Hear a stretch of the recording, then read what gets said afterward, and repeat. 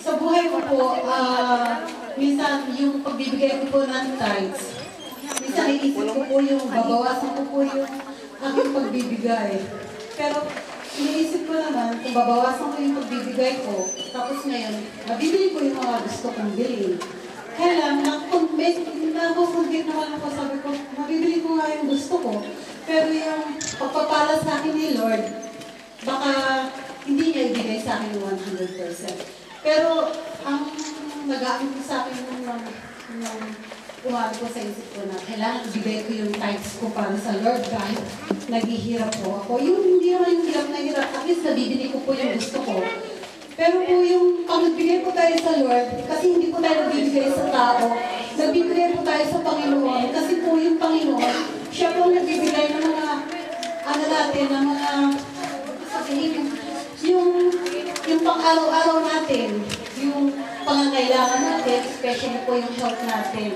Kaya po, inuuna ko muna yung Panginoon bago po sa aking mga pangangailangan. Kaya, give with a smile. Yun po ang gusto ko.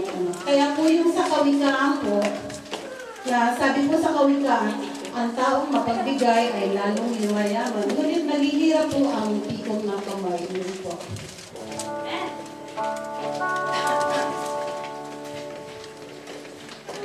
We bring the sacrifice of praise unto the house of the Lord.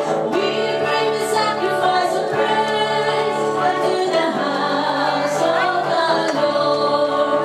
And we offer unto you the sacrifices of thanksgiving. And we offer unto you the sacrifices of glory.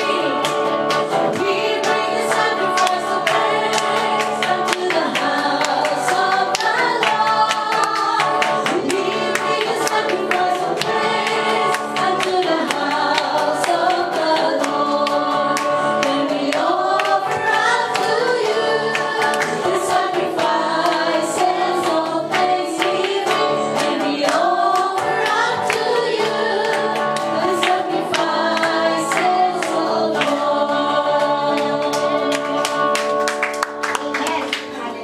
Pwede po natin extend yung kamay natin sa mga ikapagod. Yes, Lord, Father God. Salamat po sa mga nagbigay po ng mga ikapagod, Lord. Bigyan mo po sila ng siksik at liglig na umaapaw po at biyaya po, Lord. Yes, Lord, ang sabi mo po, hindi kami nagbibigay sa tao, nagbibigay po. Kung bibigyan po ang tao, kung hindi po kami nagbibigay, kung mga ikapagod, hindi po presara sa tao. Para po sa inyo, Lord. Alam po namin po mga ikapagod na ginagamit mo po sa inyong sambahan po, Lord. Kaya, Lord, sana pagpalain mo po kami sa mga ikapagbigay mo na ito. Lord, yung hindi mo nakapagbigay, bigyan mo po sila ng kakayahan na magbigay po, Lord. At masusulat po sa iyo na hindi lang po, Lord, sa loob. Nakasulat po sa iyong kasulatan ng pagbibigay ng 10% po, Lord. Yes, Lord.